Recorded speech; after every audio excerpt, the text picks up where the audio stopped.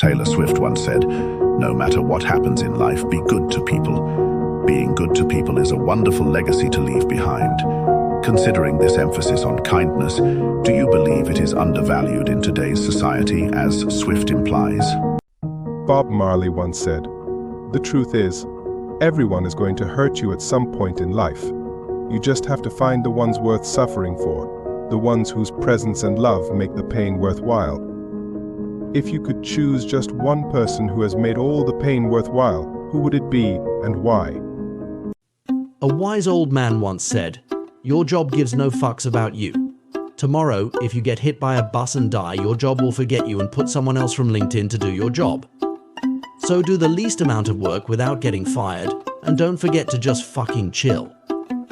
If you could pick one crazy way to just chill at work without getting caught, what would it be? Stevie Nicks once sang, "I've been afraid of changing 'cause I built my life around you. But time makes you bolder, children get older, I'm getting older too." These words capture the bittersweet realization of letting go and wishing the best for someone you love. Have you ever felt this way? Gilligan once said, "Don't worry, Skipper, nothing's gonna happen. I got everything under control, I think. Well, mostly under control. I mean, except for that one time with the coconut catapult and the time with the bamboo raft. But other than that, I've got it all figured out. Probably." Which character from Gilligan's Island do you relate to the most? A wise old man once said, "When you have a bad day, give up, go home and sleep. Fuck it, try again tomorrow. Not every bad day can become a good day. Some days are fucked and cannot be unfucked." When you have a day that is fucked beyond repair, that's the universe speaking to you, sending you a message. Listen to the universe, go home, save your energy. Tomorrow is another day. For now, just fucking chill. Life advice from yours truly, Brian. If you find a penny, pick it up.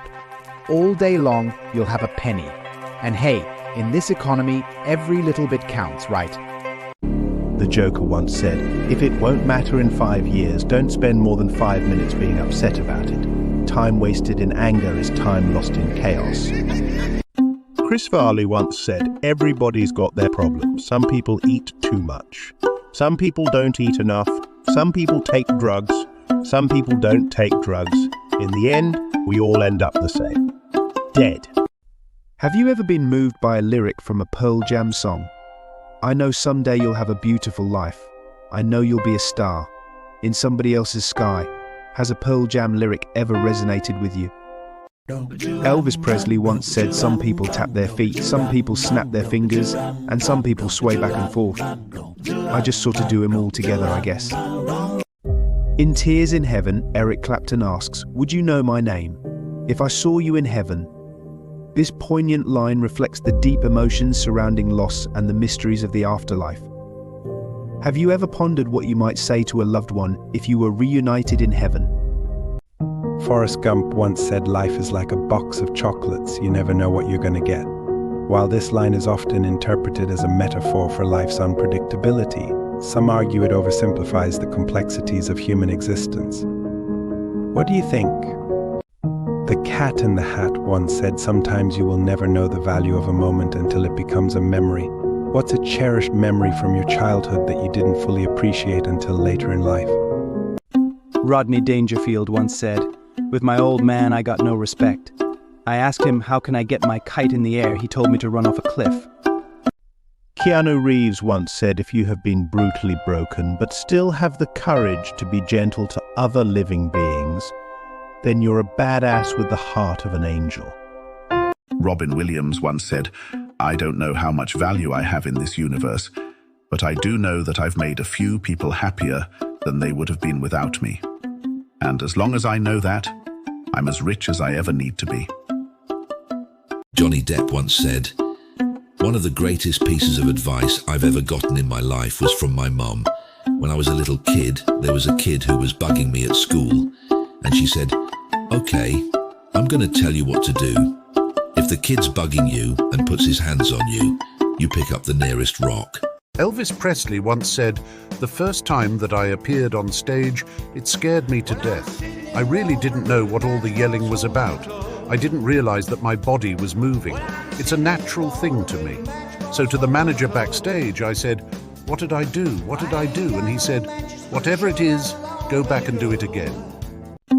Margot Robbie once said everything happens for a reason is something that we have to tell ourselves all the time, because it's good to have the idea that something good is around the corner.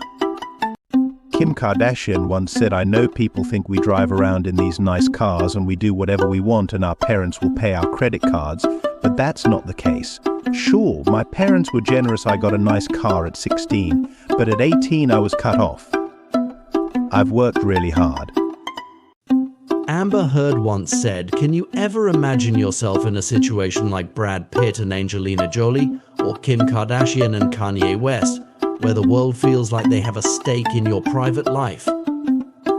I would never want it." Marilyn Monroe once said, "I am good, but not an angel. I do sin, but I am not the devil. I am just a small girl in a big world trying to find someone to love." Brad Pitt once said, "The gods envy us. They envy us because we're mortal, because any moment may be our last. Everything is more beautiful because we're doomed. You will never be lovelier than you are now. We will never be here again." Chester Bennington once said, "I tried so hard and got so far, but in the end it doesn't even matter. I had to fall to lose it all, but in the end it doesn't even matter." Dorothy once said, "If I ever go looking for my heart's desire again, I won't look any further than my own backyard, because if it isn't there, I never really lost it to begin with."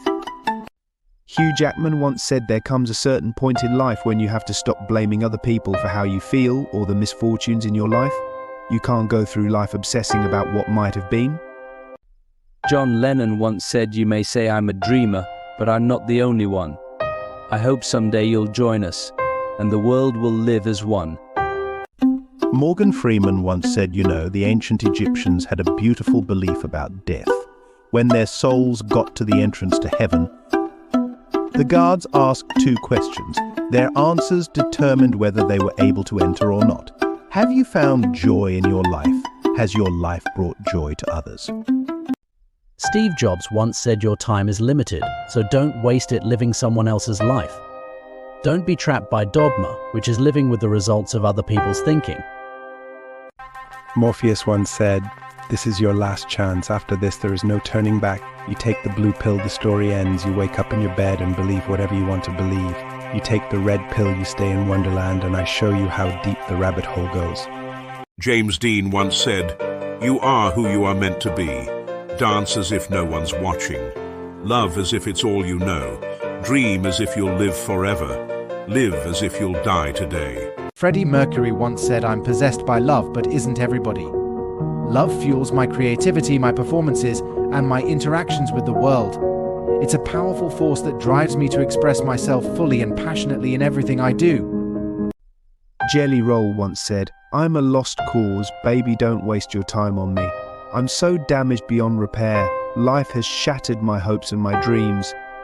Greta Thunberg once said, "You have stolen my dreams and my childhood with your empty words, and yet I'm one of the lucky ones.